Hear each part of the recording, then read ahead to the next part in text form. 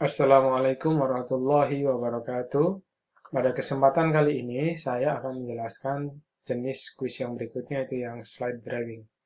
Nah, untuk yang slide driving ini, itu artinya bahwa siswa nanti bisa menulis atau menggambar di slide yang kita bagikan, atau di pertanyaan yang kita bagikan. Dengan melalui class point, maka ini sangat mungkin untuk terjadi ya. Oke, bagaimana caranya? Pertama adalah kita menambahkan, setelah kita menulis ini pertanyaannya, ya terus ini pertanyaannya kita tulis seperti ini, lalu ini adalah kolom atau yang akan ditulis nanti anak gitu ya.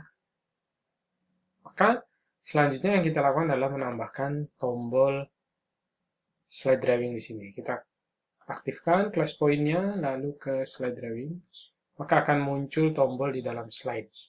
Nah, di sini yang slide driving ini anak ini bisa menulis atau menggambar, itu diusahakan yang kira-kira memang tidak terlalu rumit. Kalau dia menulis ya mungkin satu huruf atau satu angka gitu ya, atau mungkin kata gitu ya. Karena kalau nanti dia menulis dalam kalimat yang agak panjang, agak kesulitan karena anak menulis langsung di smartphone atau di laptopnya. Kalau tidak pakai pen tablet kan agak sulit dia.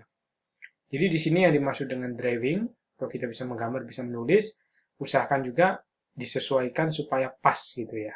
Di sini saya meminta anak untuk menuliskan suatu angka. Jadi ini kan akan mudah. Cukup misalkan dia nulis 1, 2, 3 gitu, jadi lebih mudah. Bukan sebuah kalimat yang panjang. Nah, untuk contoh lain misalnya di matematika ada grafik, lalu anak diminta untuk menggambar grafik. Mungkin itu jauh lebih mudah juga ya, dengan menggambar grafik gitu.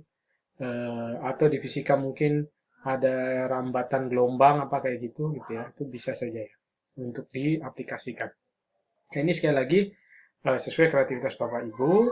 Yang penting tadi bahwa itu nanti tidak menyusahkan anak gitu.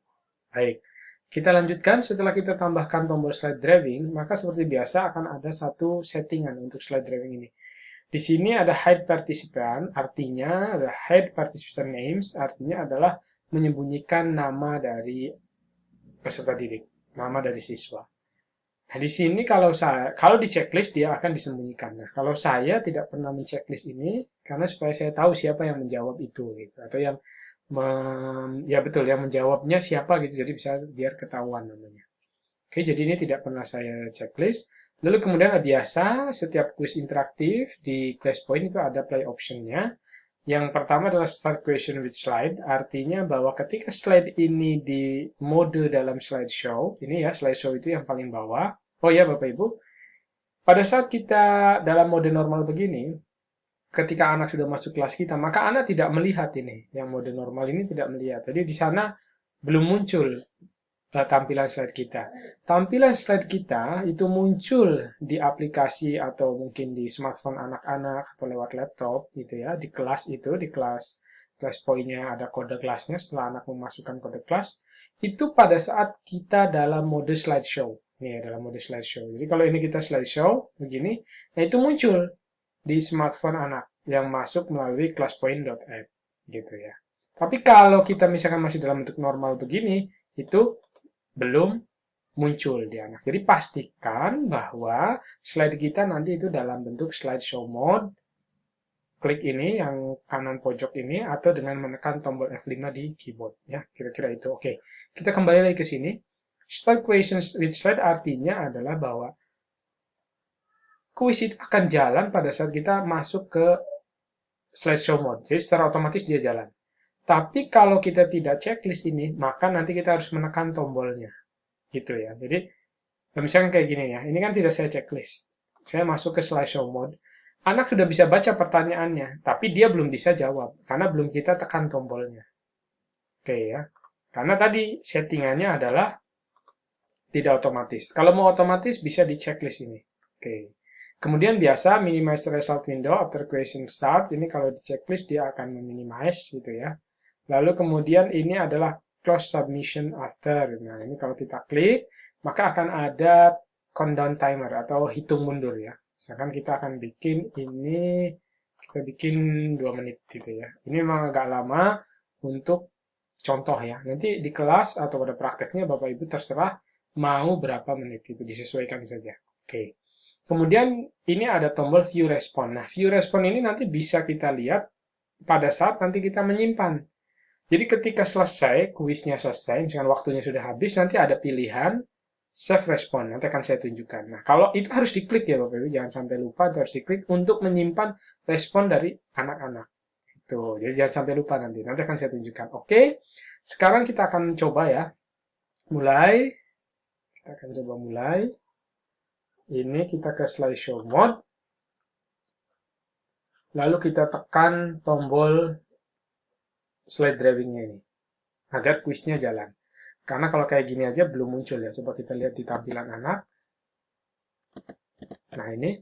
Nah ini di tampilan anak ya, yang masuk melalui kode tadi. Ini saya pakai laptop, tidak pakai HP. Nah ini anak belum bisa nih.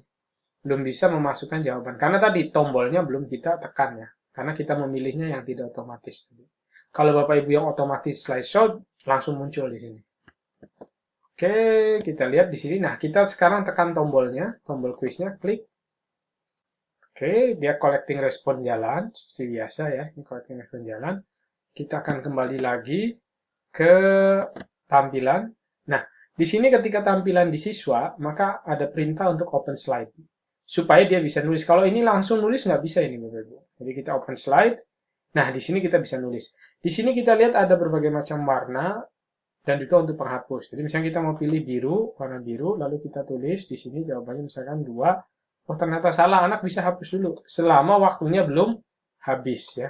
Itu kita kembalikan lagi ke warna hitam saja. Kita pilih di sini ya. Kita pilih warna hitam, oke. Kita pilih ini adalah 1, ini adalah 3, lalu kita submit. Ya, anak submit. Nah, kalau submit dia akan uploading slide sampai ada tulisan congrats. Nah, kalau congrats seperti ini berarti siswa sudah berhasil mengirimkan jawabannya. Kita lihat di tampilan gurunya. Oke. Nah, di sini kita lihat, ini waktu masih berjalan mundur ya, karena tadi kita hitung 2 menit. Di sini ada jumlah siswa yang sudah menjawab ya. Ada 1 orang tadi. Nah, di sini adalah jawaban dari siswa tadi yang sudah mengirimkan. Bisa kita beri love gitu ya, bisa kita download juga. Oke, di sini juga ada namanya. Nah, ini kita menunggu, bisa saja kita langsung misalkan dianggap sudah semua menjawab, bisa close submission, atau kalau kita memang menunggu sampai waktunya habis, nah kita tunggu sampai countdown timernya menyentuh angka 0.